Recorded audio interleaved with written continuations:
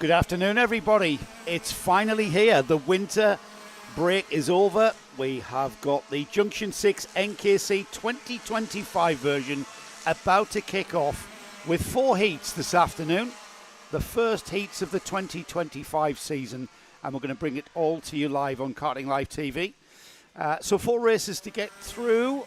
My name is Joe Bradley. I'm going to be with you not just this afternoon, but all season, I'm afraid to say. And alongside me for this one at least, round 1, the all-important round 1, is our old friend Gaz Bury. Gaz, welcome back to the NKC. The wait has been long, hasn't it? It seems ages since we were last out in the NKC. It was Warden Law, wasn't it, back in October? Yes. October is a long time ago. It's I've slept at least twice since then, Joe, I tell you. But yeah, hello everybody. Welcome to round 1 at Forest Edge. The weather is beautiful and good. I'm glad to be back.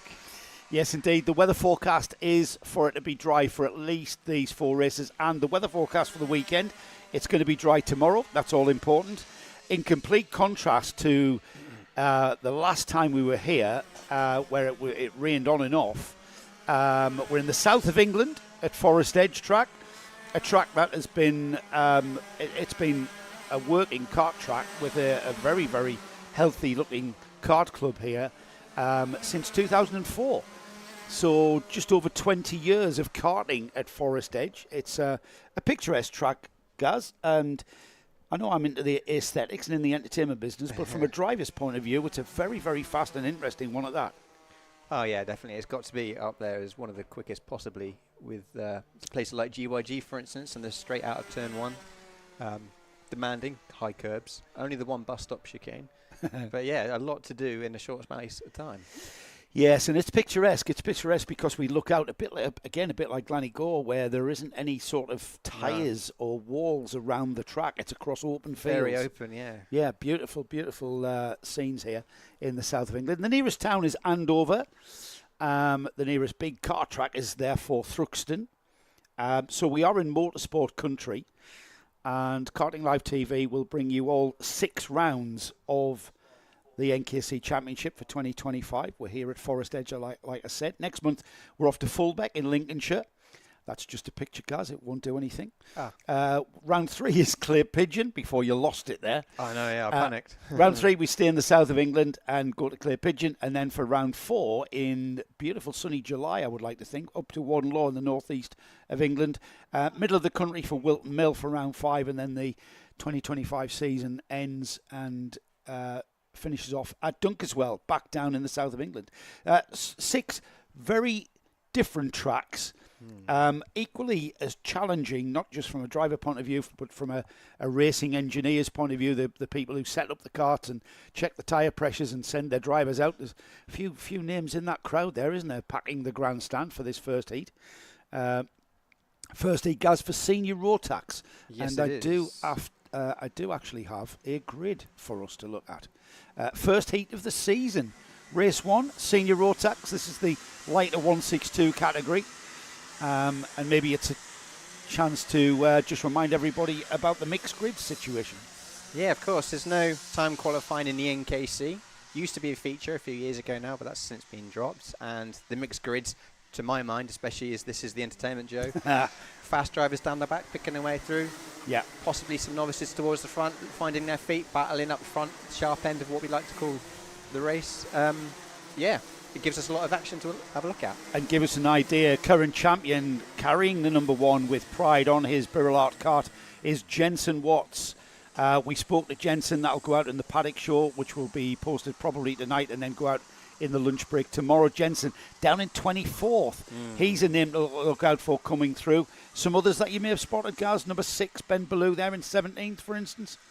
Yeah, we got Mason Perrin down in 12th as well on the number 4 after a great first season in Senior Rotax last season. Really went well. And I can't scroll down because it's on the laptop, Joe. Yeah, Apple products. Kieran Gifford, 2nd on the number in the... My teeth have fallen out again, Joe. On the number 2 kart, 2nd in last year's championship. He's starting 29th. He will be, without doubt, a man to watch. Very quick everywhere he goes, unless it rains occasionally. We've done the easy job of spotting the cut through, of course, here at Forest Edge. Catches us out slightly, and we are racing for the first time. through the first sweeping turn, and the first real corner on this track is that right-hander that they call Haynes Loop. The left-hander there, Johnny's, and on towards the very tricky Whingers. And already we have a bit of a breakaway at the front end of the group with that Shenanigans catching a few drivers out. There's a good maybe 3 or 4 kart lengths now as they head into the bus stop for the first time. Karts tripping over themselves. Now the bus stop is... Go on, guys. Sorry, I just thought I saw there on the camera that whoever was in the third, was it Lucas Ellingham, the 199, had something in his hand? Yeah, I saw that. It looked like a skid plate, but we'll look... he has, hasn't he? He has. Yes, Lucas. He's got... that is his chain guard. And look at the number 199. Will he peel off into the pits? Yes, he does. He has indeed. Yeah. Oh, and he spins into the pit entrance. I feel there might have been some angry words going on under the crash helmet. That chain guard he had in his right hand protects the driver's fingers from the chain, and if they do, in fact, chain snaps, it can sort of hit the driver. So the chain guard is there to protect the driver. So that's why the black flag would have been shown to the number 199. Who is the 199, by the way, guys? Lucas Ellingham. Yeah, Lucas Ellingham there. Did the job for us as we've got a move by Mason Perrin, who's just umped into third place as they complete lap 2 now of the race. 8-minute heats these, plus 1 lap. And we are 6 minutes and 20 left on the clock already. Now, considering what we did mention Mason Perrin on the number 4, starting 12th. Yeah, he's already made, was that 9 positions up to third. But again, seeded number, we expect him to be quick. And he's proving that today. Yeah. There is the bus stop chicane. It's basically a right, left, right chicane. Very much like Dunkswell final corner, isn't it, in some regard? Big curbs, great for pictures. Very similar to a lot of chicanes, but again, it breaks up that very, very long uphill back straight. The number 14 there is Arthur Thacker. Oh, no, sorry, yeah, Ethan's way ahead at the front as Mason goes for a move into Parsons. Right, stick. That's a lovely little move, wasn't it? So Mason Perrin on the number 4 has broken free from Arthur Thacker and gotten ahead. Now Ethan Lomax, who has a 2.7 second lead. After 4 laps. After 4 laps, yes. Perrin getting his head down. Yeah. I rather fancy we were stifled by our view in the commentary box of what happened on the start line at the start of the race, because there happened to be a big gap, didn't they, break within the first 2 corners. Ethan Lomax just coming out of the final turn, but we'll watch Mason Perrin chasing him down. The gap was 2.7 seconds. Yeah, here he goes across the line. What is it now? Broken away, but that 2.8. Yeah. Ethan Lomax pulling out a gap in the number 32 and has a very comfortable lead. Although, I say that, it looks like Mason Perrin's got a bit of a break now over Arthur Thacker in 3rd position, with Tommy Lee Davis looking to make some gains, and the ever-formidable Braden Hill is in 5th position on number 8. He's had a strong season, always very quick, as he's from this kind of area down south. This is the first real clear lap that the number 4 Mason Perrin has to chase him down. Arthur Thacker on the number 14 going with him. He's not pulling away that much of a gap, is Mason. Here we will see what the gap is as they cross the line. It was 2.7, it went out to 2.8, it stays at 2.8. So Lomax has a bit of control over this with now under 4.5 minutes remaining. We head towards half distance. Yeah, and he's making very good use, isn't he, of that front row start, and clean air to keep out of trouble was paying off dividends here. Look at that lead as they go through the chicane, Joe. Huge. Yes, really saw the length of that. We saw what 2.8 seconds looks like there, Gaz. Oh, 100%. That's exactly what 2.8 seconds looks like. Quite sizable. But I just have a look through timing to see where Jensen Watts is. Bearing in mind he started 19th. He's only made 2 positions this last time around. Bit unlike him, isn't it, really? We've seen him come through the field quite heavily before. Yeah, he's up against Rafi Salentano ahead of him there as we go through. Now, that section of track there is called the Haynes Loop into the left-hander at Johnny's. This part here is Whingers, which then goes through a right-hand sweep called Anson's onto this straight here. That then leads to the bus stop chicane, and then on towards the right-hander at the end of the straight. Midgets is the right-hander, and then a short burst towards the right-hander at Climate. That brings you towards the end of the lap here, and then into a very, very tight hairpin to finish the lap. Yeah. This is called Tully's. Slowest corner in the circuit, isn't it? And like we were saying, pre-air, that last corner and the run to the start line, very short. So moves in the final lap that we're going to see coming up very soon. We saw that in the second round of the NKC in 2024 when we visited Forest Edge. There was a few do or die moves into that final turn, and if you can use momentum and get down the inside of someone, then it's very, very hard to stave off by the time you get to the line. This is a great battle there. The number 6 is that, the number 6 of Ben Ballou. Making some moves. He's come forward, hasn't he? He's on the back of Braden. Braden in a different colour scheme this year, all yellow and orange for AAMM, which is Ayrton Motors. Now then, that's I think that's the number 6 has got by Braden Hill. It has. Ben Ballou, the number 6 up to 4th, Braden Hill 5th. That's the yellow cart, yellow and orange cart there. He's got Freddie Worlock glued to his bumper as they head into Wingers and through Anson's onto the back straight. Wingers, what did I say? It's there because you said Wingers. Sorry. Wingers specifically, and I've had this from the committee here at Forest Edge Car Club. It's called Wingers because everybody, when they designed the track, whinged about it. So they called it Wingers. I can see how they got that name. That's fair. It's a horrible corner because you're leaning to the left. Completely off camber. And it's downhill off camber, yes. Yep.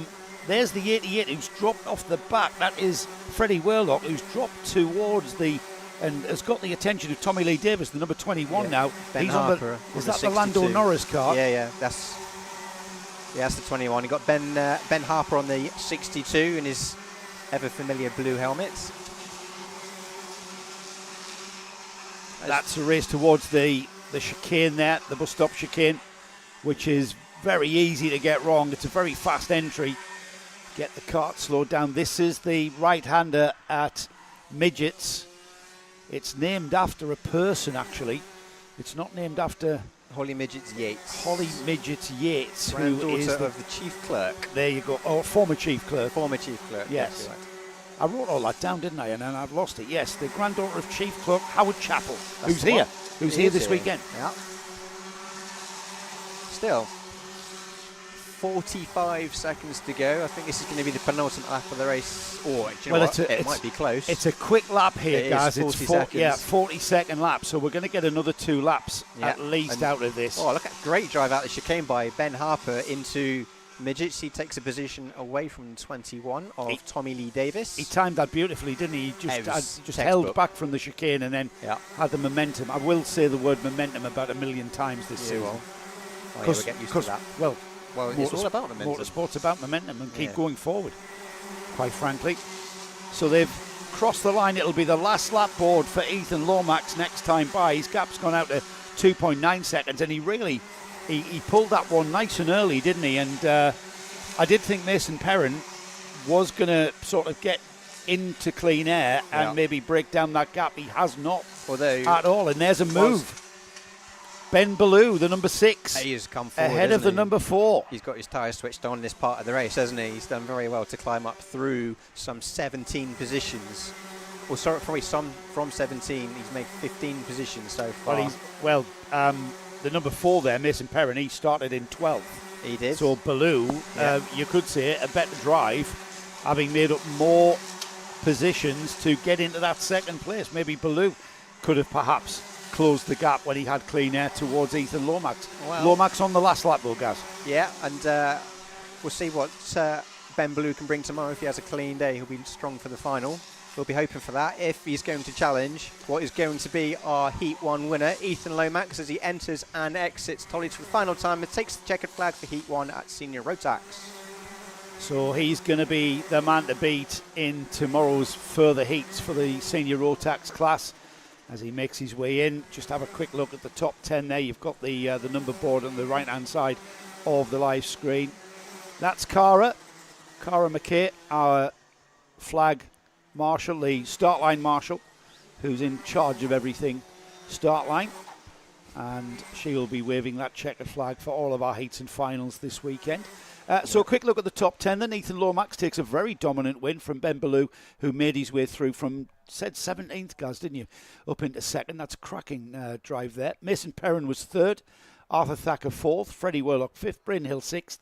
Ben Harper 7th. Pole position driver Tommy Lee Davis drops to 8th. He'd be happy with that top 10 finish. Yep. Melissa Adrian should be happy with a 9th place. And then Kieran Gifford, the number 2, vice champion from 2024, finishes his first heat of the season inside the top 10. Another driver of note, current champion Jensen Watts, up to 14th. So he did start making ground, guys, once his tyres got switched on. Quite possibly. And I would just point out that Kieran Gifford started 29th and has picked his way through to 10th. Well, that's another one of the seeded drivers there. Yeah. If you're new to NKC or indeed new to karting, what do I mean by seeded drivers? It's basically your top 10 from the previous year's championship are given numbers 1 to 10. It's not obligatory that you carry those seeded numbers, but thankfully a lot of our drivers are, well, proud.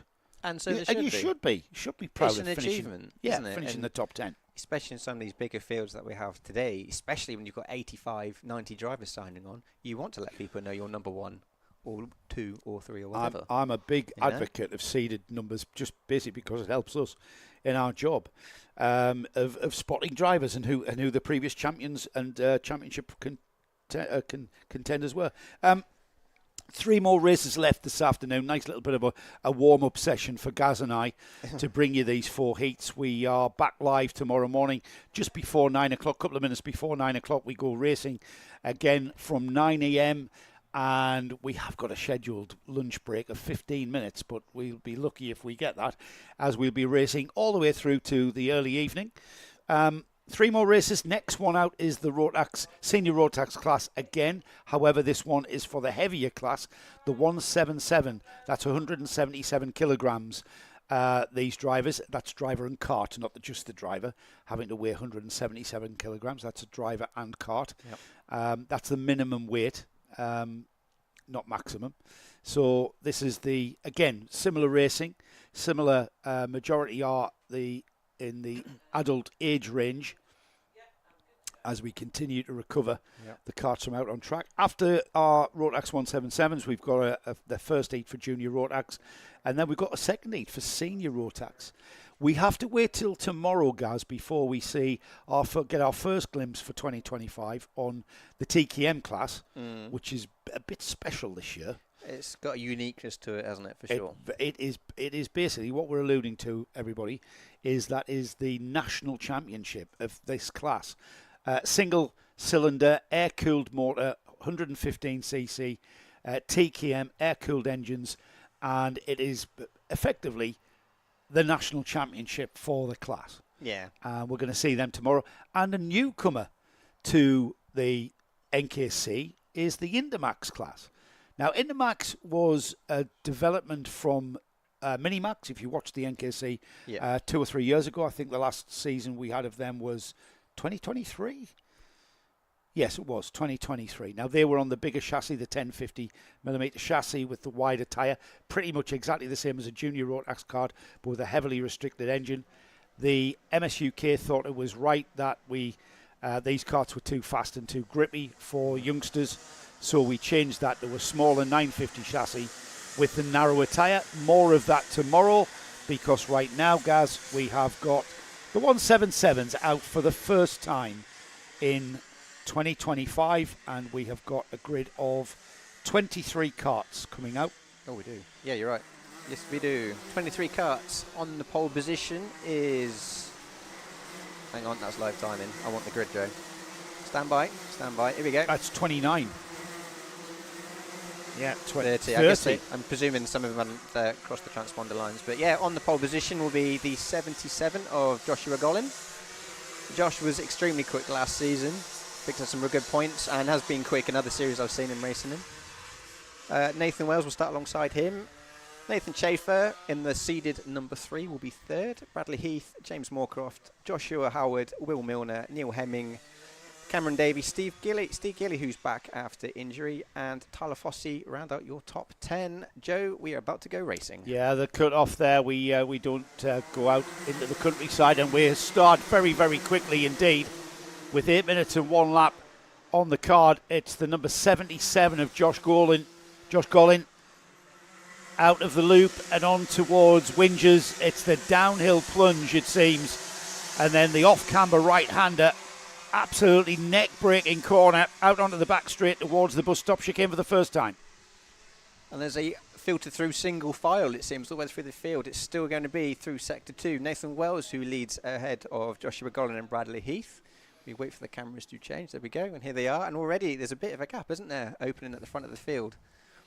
Well, we've got, that's Nathan Chafer, the hunched body language from Nathan, Yeah. getting his head down and getting on with it. He was up at Warden Lawn Wednesday practising, would you believe, for the coming season. Of course he was. And he's taken it, I mean, that's quite a distance for Nathan to travel up to the northeast of England. Here he is in the south of England and chasing for championship points to go perhaps 2 places better.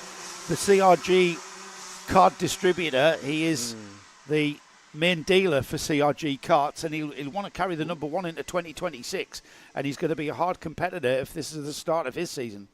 Yeah, for definitely. And a couple of cars off, I just picked out the corner of my eye through the bus stop further down, but everybody seems to be coming through quite happily. Nobody's pulled off. But as we go across the line again to complete lap 3, it is Joshua Golling still ahead of Nathan Chafer. Nathan not making too many gains that time round, but as we've seen time and time before, Joe, when those tyres come on, the drivers are off, aren't they?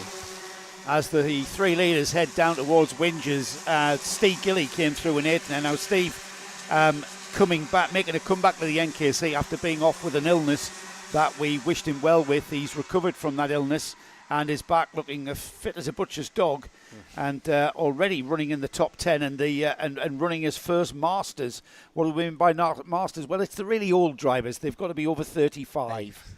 The really old people, Old you know, drivers. really old Really drivers, old yeah. drive, I know, yeah. 35 years of age and over, and that's Steve Gilly who's leading the subclass in this 177 field. Going to have a little mention to Zach Bolton, who's back in the NKC with LRG this weekend, and the Zach Bolton fan club that are no doubt watching all the way back up in that southern part of the northern part of the country. We absolutely need the Zach Bolton fan club on board for this year. We'll keep in touch with them tomorrow when we are checking the comments coming in.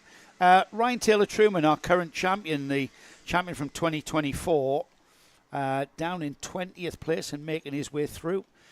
No doubt we'll keep an eye on him. Nathan Chafer making hay on the likes of Ryan Taylor Truman by challenging what looks like about to challenge, because the tyres have come on, Gaz. Yes. I think in this weather the tyres are probably there after about 2 laps, and it's going into your 3rd lap. Yeah, and that's it. And it's a bit of a muggy day here, isn't it? So the heat isn't really escaping through the atmosphere. But yes, as the day generally cools off, the tyres are coming into their window, shall we say? It's I have to say, Nathan Wells in 3rd position, fastest lap of the race last time round. He's hanging on to these leaders, isn't he? They are not getting away from him. And no, I think Nathan Chafer has. Oh, he has reeled in Joshua Golling, hasn't he, for definite, as well, they come through the last corner? Yeah, I mean, he's kind of looking like he's almost, onto the rear bumper of the leader Golling now, and it's perhaps now, with half distance about 20 seconds away, it's maybe now that Nathan is lining up. He's been watching. He's been watching for about 2 or 3 laps now, right on the bumper of Golling. And now maybe he's weighed up where perhaps Golling is a little bit weaker than the CRG. And that's it, isn't it? A watching brief is always a good thing to do to figure out where your competitor is strong and where they're not, where you can make up time on the brakes if you need to, or if your kart turns better. He's going to be sizing up where the overtaking opportunities are going to be before the last lap. And if he thinks he's got enough pace in him, we'll take a move. We'll go for a move before the end of the race. Well, Golling's not hanging about, guys. Personal best lap times from him all the way through there, and he was just a fraction slower than Chafer. But there's one thing catching the driver ahead of you, there's another thing overtaking, and they are so closely matched, and the speed difference here at Forest Edge is very little. There's very little speed differential in the corners because the corners are so quick. So there's not really a hard break. Perhaps the last turn is and that's perhaps the hardest break, but that comes very, very quickly after a right-hand turn. So it's very, very tricky to actually make the move. He's right on his bumper now. I think this is where we're going to see a move by Nathan Chafer if he thinks he's got enough pace. Yeah, but you can just keep the cart in the middle of the track there into the final turn. Like you say, it's a very short distance between the penultimate corner to the last one, isn't it? There we go. Into turn 2. Textbook by Nathan Chafer. It absolutely was. He takes the lead from Joshua Golling, who falls back to second and is immediately in trouble with Nathan Wells glued to his rear bumper. A little look into Winges, thinks better of it. Will he try and do what Nathan Chafer has just done into Parsons next time round. It's an out-breaking move there through Parsons, the left-handed, straight off the line and then into the Haynes loop, and it's a very fast. All right, it's still fast. All right, it's one of the slowest parts of the track, but you've got to be very brave on the brakes and very controlled on the brakes to get down the inside of somebody. And Schaefer was lining that up, and I think he's been looking at that one for a few laps now as he's pulled and edged a bit of a gap. Yeah, not too much. Quickest through Sector 3 last time round, so we certainly got the hammer down. Matched his fastest lap by, well, slightly off half a tenth, but nothing to talk about really. But again, look at the gap back to fourth, Joe. It's Josh Howard, who we haven't mentioned, in fourth position, some 5 seconds behind the battle for the lead. Yeah, these three have really just, you know what it is, guys. They didn't start scrapping immediately. They've kind of they've just been on it, and Schaefer picked his time. They didn't start tripping over one another, and they've pulled a gap to fourth place Josh Howard. Fifth place James Moorcroft, Bradley Heath in sixth. Or has there been a change? Steve Gilly has jumped into that fifth position. I think we're going to see that across the line now. Oh, that's a massive change. Yeah, something's gone on. We've missed that. I think it wasn't on the TV, but that's certainly a massive change. If we're for the last 90 seconds, Mark, our producer, can just drop back to the carts behind these three, because there they are. Just coming out of shot now. They should be coming up straight into the back chicane. There we go. Back to our leaders. That's our leaders just coming through midgets and heading towards Climate through the right-hander, and then just coming into Climate will be the battle for fifth. We are getting to the witching hour. Here come they into come. Shot now. Here we go. This is 1, 2, 3 carts have broke away from. Now that was a gaggle of about 6 carts, and they've gotten free air now, and they've broke away. Who was it that was ahead? I've forgotten. It was Josh Howard, wasn't it? So I rather fancy. There's been a bit of. In fact, I can't even see him on the timing board now. Where's he gone? But Josh Howard's down in 28. He's out. Oh, really? Okay. Yes, he's gone so out. Something's happened there potentially. 2 laps ago. This field up, and they've capitalised. But yeah, I have to say, kudos to Steve Gilly. He's not been in the kart since last July. That's right. Yeah. And for me, it's brilliant to see him back in and being competitive first time out. At the minute, straight back out. The leaders across the line. There's 19 seconds on the clock. That's the number 21 of James Moorcroft, who is the next driver in the rankings from the top 3. Now he's pulled a bit of a gap now, and he looks very comfortable in that fourth place. Steve Gilly on the blue and yellow cart there with the blue helmet, just heading through the left-hander at Johnny's and heading towards Wingers. Now they look well spaced out. James Moorcroft, Steve Gilly and Bradley Heath, as our leaders are at the top turn there. Here comes the leaders now, and it'll be the last lap board for Nathan Schaefer. It will be, and he hasn't dropped Josh Golden whatsoever, has he? Josh just stayed on his right coattails. Yeah, he's done a very good job of that. A little bit wide coming through Tollies, but nothing to worry about, I would think. But he's fair play. These three, despite switching positions and jostling a couple of laps, they've not really broken apart as such, have they? Strung out a little bit now, but it changes every corner, doesn't it? I don't know why I bother. Yeah, they have. They've concertinaed and spread out, but this is kind of a serving notice of intention. I think Nathan Schaefer, just showing that kind of attitude towards his NKC season by travelling all the way up to the northeast to do a test session on a Wednesday afternoon on the CRG, the new CRG, as he was telling me as well. As the first checkered flag in the 177 class comes out, it is Nathan Schaefer who takes heat 1, and that I think, guys, is a notice of intention from the number 3. Yeah. He wants that number 1 for next year. I feel like he's going to be in the kart this year an awful lot. Josh Gollin absolutely did not let him get away too far, and he held on to that lead quite strongly. He ended up in second place. Nathan Wells, again, not too far away from the leading 2, right there on the tail. He was about only 0.8 of a second from Gollin in second. James Moorcroft came through the field to fourth. A brilliant drive. Great to see Steve Gilly back on the grid, and even greater to see him in the top 5 finish there and finishing as the first of our Masters. Bradley Heath was 6th, Cole Edwards 7th, 8th was Will Milner, John Hobbs was 9th, and champion Ryan Taylor Truman on the number 1 makes his way through. Yeah. Into 10th spot. John Hobbs, by the way, in 9th was the 2nd in the Masters, and Rob Simpson in 12th was 3rd in the Masters. Have we only got 3 Masters in that one? I think we have. I mean, there's A's and B's and odds and evens, isn't there? So, but yeah, just touching on Ryan Taylor Truman's #1 plate from last season. As I look at the tables from last year, we did pick up it last season, didn't we? In his non-dropped rounds, all the heats and finals that he finished in, he finished no lower than 8th all year, and he did that. And that's once. including heats. That's not the just whole lot. That's heats. Take away that 8th position, he finished no lower than 5th between every heat and every final. Consistency is key. And I tell you what, I tip my hat to that, because that's hard to do in the NKC when you consider the mixed grids and where you can start and some of the conditions of the circuits. Remember, the format of the NKC, guys, was that we did the southern rounds first, rounds 1, 2 and 3. Yes. Ryan Taylor is a southern-based driver. Yes. He was unbeatable in rounds 1, 2 and 3 last year. When we went to the northern rounds, second in round 4, he dropped score for, what was that, a 4th in round 5, and then another second in round 6 to finish off the season at Warden Law, and that was what clinched him the season. Yeah. But I think his season was consolidated. The foundations for a championship win was in those first 3 rounds. Yes. A little bit different for him this year is Ryan Taylor Truman. He's back out on the Saudi. He's running the Venator engine, and a little bit different insofar as we've got a mix of circuits. We go up to Fullbeck in Lincolnshire. We then come back down south, don't we, to Clay Pigeon, and then we're back to Warden Law up in the north. O-plate at Warden Law as well, don't forget. O-plate to go for at Walnut. Now, I'm not sure about that. I know we'll talk about this towards Warden Law in July. The weather should be good as well in July. But an O-plate as well as a championship round, I'm not sure. Well, I'm not sure. We'll see how it goes, won't we? See how it unfolds. Yeah. Juniors out, though, guys, for their first race of the year. And oops, we've all got carnage as they come out of pit lane with carts facing the wrong way. They'll jig themselves back into position before we go racing.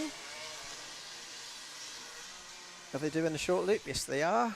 So with their half warm-up lap. Not anybody's told the short. Matthew Little. Matthew Little is the driver that leads them out. Yes. Daniel Adamitis is alongside him.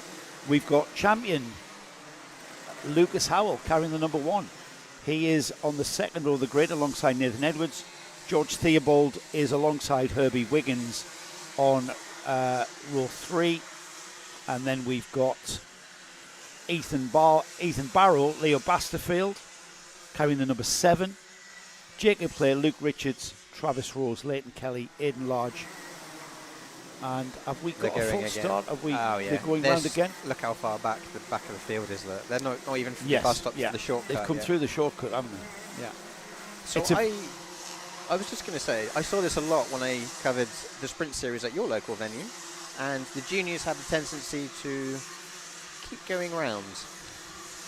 What, you mean going too fast across the line to start? Yes. That's all I'm going to say about that. Anyway, nevertheless, we are 2 by 2 as we head into the bus stop and the shortcut. Yeah, consider, Gaz, consider the age groups.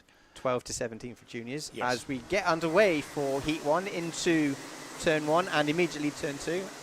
And disregard everything I just said. Just, back to, take as you were, stand down. As you were, that was where I was searching for. But yes. It's just the excitement of youth, isn't it? They get carried away and they're off. I was surprised to see that 12 to 17 because is the NKC different? I'm going to have to clarify that going forward. I said it without thinking. Isn't it normally 15 before you get to senior? 16, yeah. The year of your 16th birthday. Yeah. So you can effectively move into seniors at 15. Might be a typo. You never know. Right, we'll check. We'll see. We'll check that. Yeah. But here we go again. Again, 2 by 2 as we head into the bus stop. Right, this is where they need to be slow. If they accelerate at this point, the starter won't like it. It looks tidy. Much better this time. We are underway. We have gone green, and certainly the left-hander at Parsons, and by the time they get to the Haynes Loop, sorts out the lead. We've got them coming together. And there's that Lucas Howell. Was that Daniel Adamatis from the pole? I couldn't quite see who that was. Well, I saw like a red and blue and light blue livery, which is a TH like Corsa livery. Was it, or was it a Coles livery? Might have been a Coles livery. Yeah, but they're already through the bus stop and heading towards midgets so we can pick for the first time. Pick that apart when they across the stripe for the first time, can't we? And is that a Guy Cunnington kart in fourth? I think it is, you know. Yeah, it is. Green and the red, orange. green and white, yeah. Green and white, yeah. Right, let's have a look across the line then. It wasn't Lucas Howell, so he's gone. He's got a 1.2 second lead already. Somebody left the bolt off the stable door, didn't they? Yeah, Matthew Little in second, Nathan Edwards third, Leo Basterfield fourth, Aidan Large fifth, Jesse Whitmore sixth, seventh, Daniel Adamitis. He did lose ground there, didn't he, guys? There was a coming together as he headed out of Haynes into Johnny's. But, yes. Well, starting where he left off, carrying that number 1, Lucas Howell is off for TH Corsa and in the lead. Behind him, though, is a cracking kart race breaking out. It's the number 46 of Matthew Little from the number 7 of Leo Basterfield. Leo Basterfield now with Guy Cunnington Racing. And carrying the number 7, 7th in the championship, seeded driver. However, Matthew Little on that blue and white kart is having a great drive to keep the number 7 Basterfield. As we go, there you go. Into Whingers, that was textbook, wasn't it? Yeah, and when you consider that's off camber and very quick, that's a great move by Leo Basterfield to move up into the second position. You've just got to let the kart breathe into that one when you've sent it down the inside. It's not quite full send, but certainly brain out and just hope for the best sometimes, isn't it? Because that corner is just... Well, you just got to let it slide and hope you're not carrying too much speed that you'll end up off the track. And look at that, Basterfield already pulling away. I was going to say fastest lap, not for long, but he has got some work to do. He has a second and a half to make up over our leader, Lucas Howell, on the number 1. Lucas, who has had a brilliant start, whatever that coming together has paid dividends. Can he keep away from, well, I'm going to say Leo, but I rather fancy that gap might shrink. Go through the bus stop. Well, the gap is 1.4 at the line. We'll check it when they come through next time. Fastest first sector by Leo Basterfield, though. Fastest second sector by Leo Basterfield again. And that's just been taken off him by Alfred Matthews. There's a move into Climate and then on towards the final corner, which is Tully's. A lot of jacking on that rear corner, completely off the ground. As he headed through the last corner. Great job of unwinding the rear axle, I've got to say. Yeah, absolutely. The gap has gone down to 1.2 seconds from Basterfield with a much quicker lap time. A couple of tenths quicker than the leader, Lucas Howell. So the gap is coming down from 1.4 down to 1.2. And it's not going to be long before we don't need a stopwatch to tell us what the gap is as that battle rages on. The 133 Aidan Large, their yellow and blue kart, now right on the bumper of Matthew Little in the blue and white kart. Yeah. Closing in on the back of that group. Looks like, was it Nathan Edwards in the 49 and the Coles? Yes, it is. Yes, it is. Bit of a gap back to 6th, 7th and 8th. But there we go. As we talk about it, there's the move by the 133 of Aidan Large. And he is up into third position. That was third position, wasn't it? Basterfield closing the gap another 2 tenths. So he's now got about a second to Lucas Howell, and he is lapping consistently quicker by about 2 tenths quicker than Lucas Howell, and they're just up at the top end of the circuit there while we continue to watch that battle for third place. And a development might be, Joe, we have a back marker, it's the 51, and they are dropping back quite a lot actually. Who was it on the 51? Bertie Hodgson. Will he play a part with 3.5 minutes to go on the clock? Will that help Leo Basterfield, who again has set another fastest lap last time around, and the lead is down to half a second. He's taken half a second in that last lap though. Yeah, so you can see he's got him in his sight, hasn't he? Oh yes. Let's see if we can pick that up, Matt. It's the kart ahead of him. The leaders are beginning to come together now. They've just filtered out of midgets there they are. At the top end. There we go. And look at that. We don't need a stopwatch to tell us that gap, do we? Absolutely not. He has really gained. I wonder if if Lucas Howell made a mistake somewhere, because he hasn't lost that amount of time. Well, Basterfield now coming out the final turn and just nestling up towards that rear bumper of that number 1. He can see him in his sights now. 3 minutes. 3 minutes is a long time to defend for from Howell. And if Basterfield has got that momentum of how he's closed the gap, he'll want to get by Lucas Howell as quickly as possible. Yeah, that's it. Once you start settling in behind, it becomes tricky to pass, but they're right together now, guys. And that's it, and it's like you say, Joe, if he's going to make the move, he's got this much pace over Lucas Howell, he's going to want to make that move sooner rather than later, so he doesn't disturb his run rhythm. But as I say, they're catching up on that one back marker, so will Leo Basterfield be looking ahead to No. Oh, no, he's gone for it. He's gone for it. He's gone for that little textbook move into the final turn. That was a good move as well, because he held his line. He didn't run wide and open the door for Lucas Howell to have a look as they crossed the stripe. And that is Leo Basterfield into the lead. From 9th on the grid, he's made some 8 places. Yeah. Good race so far for Leo Basterfield. Guy Cunnington Racing leading TH Corsa now in this first heat for Junior Rotax. Basterfield getting his head down towards the bus stop chicane now. There he goes, into and out, sporting his Tony Kart overalls on the red, green and white liveried cart of Guy Cunnington Racing. Looks behind. Lucas Howell's dropped right back off him, hasn't he? Yeah, there's a good few kart lengths there. I don't think Aidan Elijah will be quite close enough with only a minute and 40 to challenge for that second position. But you never know, this is karting, stranger things have happened. As we enter traffic, Joe. Yeah, and Bertie, the back marker there who we mentioned, is not being caught as readily as perhaps Basterfield wanted to. And Bertie heads up driving from the youngster, getting out of the way, didn't want to be involved in any kind of involvement with the leaders, and lets them crack on with their race with coming up to a minute remaining in this first heat in the Junction 6 NKC for 2025 for Junior Rotax, that is. And one of the fiercest fought classes, I think, over the course of... I said that, Gaz, but I think all of our classes were fiercely fought, weren't they? It was really all the way down the wire in most of the classes, apart from TKMs. Yeah, every time I've been here for the NKC with you in the box, Joe, I've been walking away tired after every day, because it's just action. You don't have a minute to so much as even catch your breath, do you? Sometimes the race has been so hot through all the categories, which is great for us. It absolutely is, and it makes our life easier. We've got 2 more laps after this one. They're up at the furthest point away from the paddock there at Midget's Corner. Yeah. And then running back towards the paddock there through the right-hander, into Climate, and then into Tolly's. That left-hander there is called Tolly's, through the sweeping left at Parsons, and then into the Haynes Loop, which comes all the way back around the paddock just to the driver's left there, to the right-hand side of your picture, and then that very fast descent towards Winges, which is a really, really hard corner. Very easy to make a mistake there and lose lots of time by literally falling down the hill.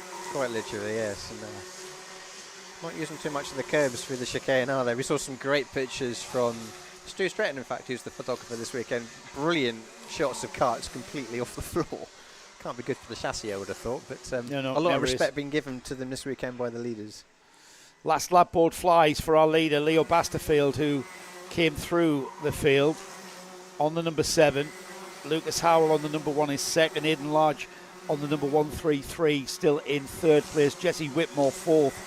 Nathan Edwards, Finley Hines, Alfred Matthews, Matthew Little, Daniel Adamitis, and the top 10 be rounded off by Harvey Lee Winteridge.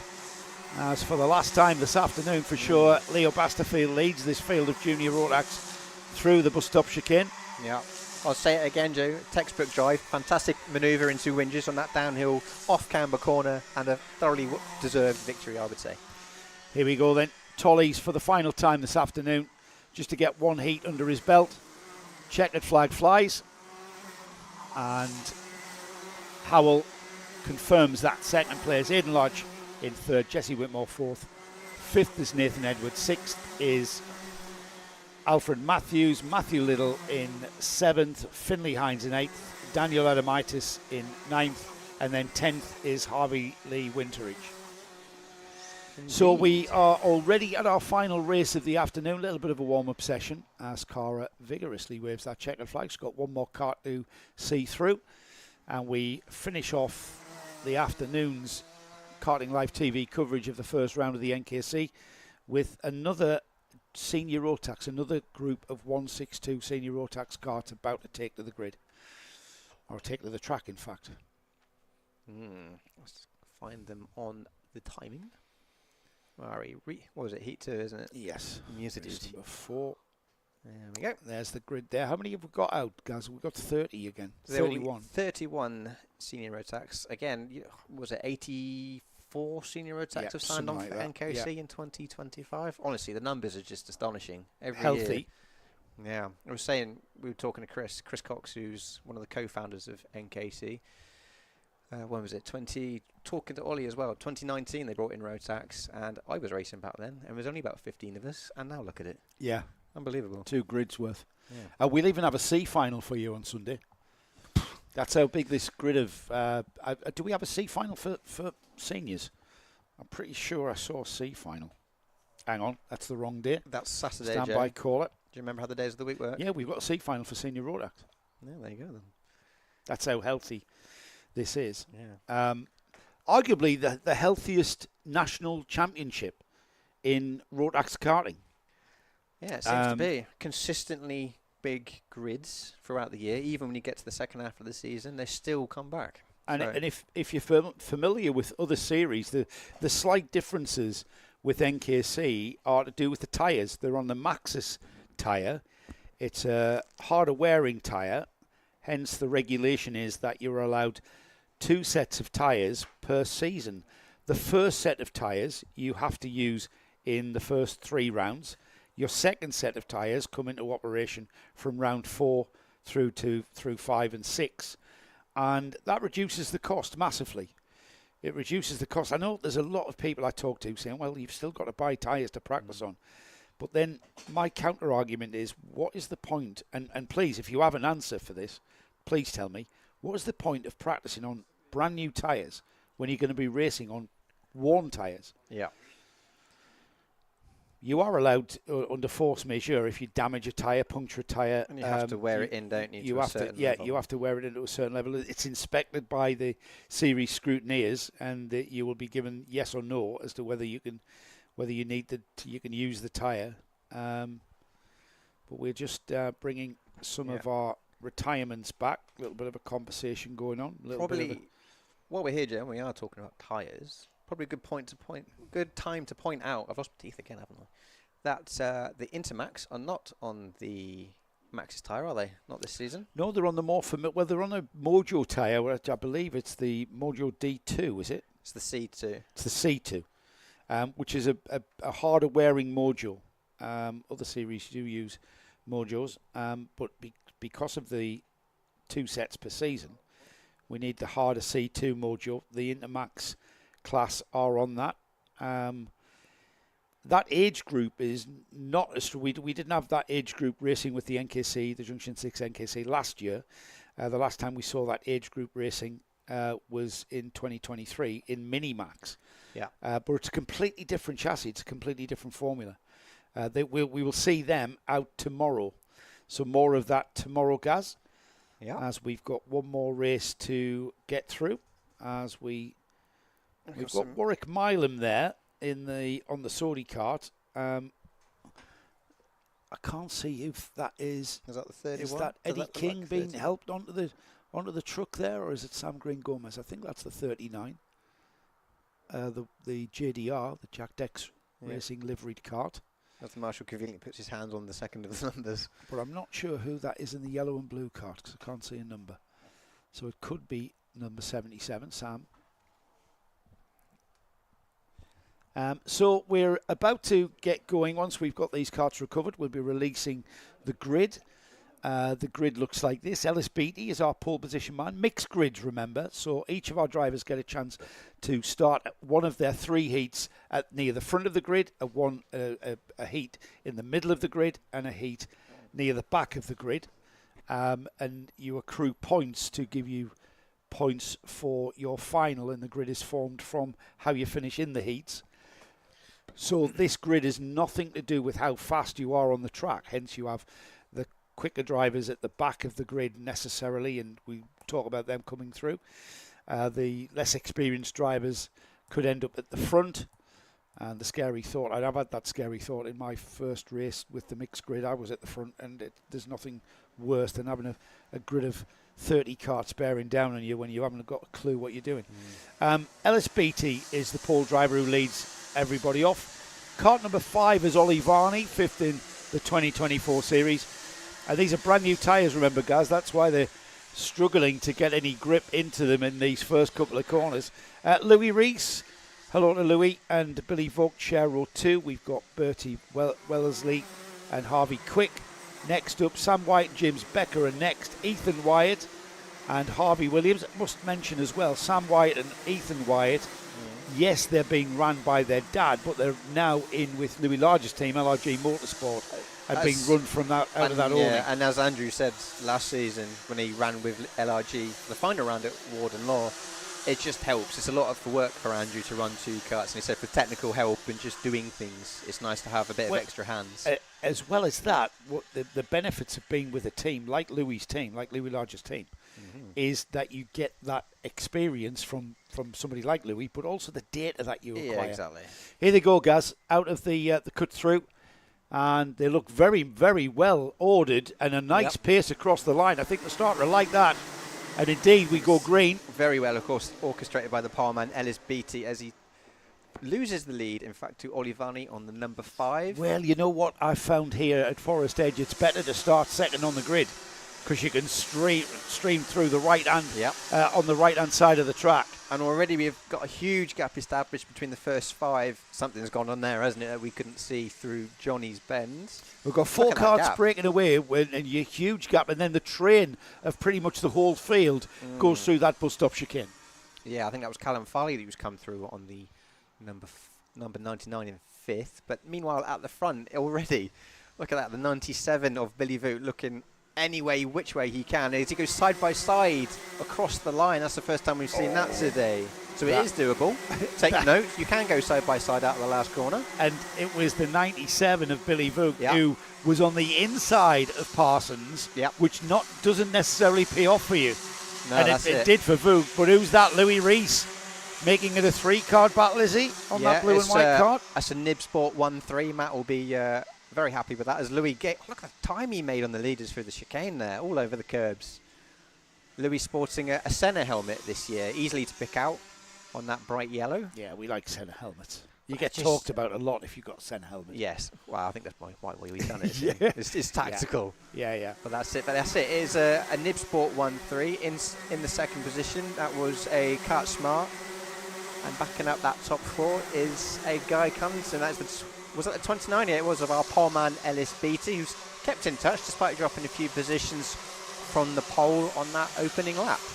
Everything beginning to string out now as Billy Vogt pulls a little bit of a gap and a little bit of a cushion to stop the advances of Olivani, who's coming under ever emerging pressure from Louis Rees there at the top of the circuit through midgets now. Joining this leading pack is a third Nib Sport kart, the 171 of Reese Green, who's in his second year, I believe, now of senior Rotax. He's doing well, I think, as he goes for 4th and takes it. Very lovely. Very lovely. That made sense. Now, Nib Sport is a southern-based track, southern-based team, isn't it? Yeah, they're here almost every day, I think. So they've got local knowledge. Yeah, it's showing, isn't it? Lovely move by... So we're about to have, I think, a Nib Sport 1, 3 and 4. Yep. They're all going to gang up on Olivani there in the number 5. Who's Ollie with? I don't recognise that. Olivani's on the cut. Is he? But doesn't Ollie have his own team? Yeah. I believe he does. He's usually with Cato, isn't he? He's run the Kart Smart livery for a couple of years. Kart Smart, right. Okay. I will point out, on the back of this is the number 7. You can't see him yet in shot. He will appear for a flash. There he is. It's the red kart, the LAG kart of Ethan Wyatt. Ethan, again, only in his second years of senior, picked up the number 7 last season. Yes, he did. Brilliant. Great stop from him. And his brother picked up a seeded number as well, if I'm not wrong. Sam's carrying the 9 this year, but he has fallen off our tables, he has. Actually. He's fell way down. He's down in 29th, so I rather fancy he might have been caught out in that start line kerfuffle. Yes, we did see a kerfuffle, there was a big split. Yeah, he started 8th, didn't he, I think? Yeah. Oh, and there's a move. Down the inside of his teammate goes the number 171, Reese Green, on Louis Rees. And there's still... Louis not having any of that. Shows him to the grass as they come through the kink. And he's pushed him back down. Oh, and that's an LRG cart into the pits. Not quite. Then is that Ethan? No, it couldn't have been. No, that's that might have been Sam. Sam Wyatt. Dropping off the back of the field, but... we've got a Nib Sport battle going on between the two blue and white carts there as they come out of the bus stop and then chase down. They've dropped off the back of Olivani because they're squabbling between one another. Yeah, Reese Green's not happy with... I don't know what happened a lap ago, but certainly... Louis just Well, gonna get on with it here, isn't Louis he? Rees got straight back ahead of Rees Green. It's not going to show on the lap charts because here we've got Rees Green through in third, behind Ollie Varney in second, who's behind Billy Buck, who's pulled out almost a second in the lead there, and saying thank you very much, you lot get on squabbling. And they're about to join in as Ethan Wyatt, like you said, Gaz. Yeah, 100%. You know, that's, as you know, we saw it in the seniors before, didn't we? Oh, sorry, the 177s. No squabbling. They had a 4-second gap, didn't they? But yeah, that's letting Ethan Wyatt. He'll pick up the slipstream down the straights, and I rather fancy he'll be on the back of these two in about a lap or so. Yeah, lapping on the same pace as them anyway. There's plenty of time. 3 minutes left in this first heat. Absolutely. First heat for some of these drivers. Second heat for this class. So we're already we're already well into the season, aren't we? I know, yeah. 2 races, second race on the card here. The Nib Sport drivers have settled down now. No team orders, of course, but I think you're right about Ethan Wyatt. He is absolutely coming, and he's already now about to settle onto the rear bumper of Louis Rees, as already settling onto the bumper of Ollie Varney. Is that number 171 there? Yeah, and he's made a move down in midgets. Wow, he licked it and sent that, didn't he? Absolutely, he did. But he pulled it off, nice and clean move. From what we can see, from what we can gather across the But he clearly didn't give Ollie plenty of room because there was no gravel kicked up, or grass kicked up. So yeah, great move into midgets, very quick at the end of the straight in there, isn't it? Yeah, out of Haynes Loop and through Johnny's and on towards Winges, and he's coming back at him in the 47. Yeah, it's Louis looking for a move. Just had a look. Yeah, looking for a move on Ollie Varney to gain. What would that have been? Third position to get himself on the podium for his first heat of the day. Yeah, that's the number 47, Louis Rees. It's just kind of gathering up behind Ollie Varney, who lost all of that speed, didn't he? He did, and it's not entirely inconceivable. We could have a Nib Sport 1, 2, 3 here. Well, it's on the cards because that number 47, if Louis Rees can stay ahead of the number 7, who's coming strong. Yeah. The LRG Motorsport driver in the red, white and gold cart there. Yeah. I think in 6th position on the 67 is Nathan Travers. It looks like he's looked like a Coles livery. I spotted in the corner of my eye. Might have a bit of work to do if he's going to get on the back of that lead-in squabble for 3rd position. But and he got it all wrong. Oh dear. Louis Rees and Ethan gets boxed in behind and didn't have a chance to take him up on that mistake. Yeah. And that was all done at the bus stop chicane, wasn't it? And through goes Nathan Travers. He's on the KGR. That's the colour scheme I can pick out. He whacked the curb on the left-hand apex of the chicane and then ended up... he basically flew to the right-hand curb on the exit. He absolutely did not lift off. And when you are in the air, you're not really going to be able to stop or control the kart at all. You're basically flying. He was flying on the ground. Yeah, and all that momentum lost, of course, by trekking across the gravel has helped Ethan Wyatt, who's taken a position from him, and Nathan Travers has followed him through. And there's going to be a battle for the lead now as Rees Green goes side by side with Billy Voots. Still a Nib Sport 1-2, whichever way around they finish. Well, there's going to be 2 more laps after this, and Voot coming back. Used a tin opener to make that gap happen. He did. But this side by side through Parsons, and it's Voot who gets the lead into the Haynes Loop. Yeah. But now, because these two are going side by side and squabbling over this lead, who's coming back at them? Ollie Varney. Yeah. On the number 5. It's a 3-card battle, guys, going into the final 2 laps. And that's it. And if they're going to squabble like that, they're going to be taking notes of that. And Ollie, being a seeded 2 a couple of years ago, is going to be thinking, all right, boys, you carry on and I'll nick it away from you on the line. Again, look at that. Defensive as they head into midgets for what will be the penultimate time. And this is Varney coming back at them. Defensive driving there into Climate. It's the final turn coming up now through Tollies, and it's a Nib Sport 1-2 at the moment with 1 more lap remaining. I'm not sure whether Varney has actually got the pace to overtake these 2 Nib Sport karts. And if Varney's not careful, Ethan Wyatt's prowling like a buzzard in the air, waiting to just pounce. Yeah, Ethan's having a very strong heat this afternoon. Oh, yeah, it is, isn't it? This afternoon. I would say this evening is one of them. But yes, it's again these 2 Nib Sports are going at it, hammer and tong. Are we going to see a switch of position? Not this time around. No. But again, we've seen it once into the final. They go very defensive. Well, they've tripped over one another. They hit one another. That's the 4 of them coming together. Who's going to make the move into the final turn? It's checkered flag time. That's Ethan Wyatt looking for 3rd. No, not this didn't time. Quite come off there, but Ethan Wyatt, I tell you what, Let's see what the gap was. Right, Billy Vogt took the win. 85 thousandths of a second to Reece Green. 0.2 of a second to Ollie Varney, who had 36 thousandths of a second to Ollie Varney. That's alongside across the line. Throw a paper towel over him, couldn't you? Absolutely. Well, everybody, that concludes our first NKC coverage on Karting Live TV for the 2025 season. Now, it was a short and sharp burst of 4 heats, bringing you the first races of the season in NKC. We'll be back tomorrow, bringing you all of the action all day long. We kick off things just before 9 o'clock. The first race goes out at 9 o'clock, and it should be 9 o'clock on the nose. So Joe Bradley and Gaz Bury will be back tomorrow. Ash and Frank on cameras. Matt choosing the pictures that we can talk about. And we'll all be doing it again tomorrow morning. We'll see you then. Look out for our Paddock Show on our Facebook and social media. And we'll see you in the morning for more action from the Junction 6 NKC for 2025.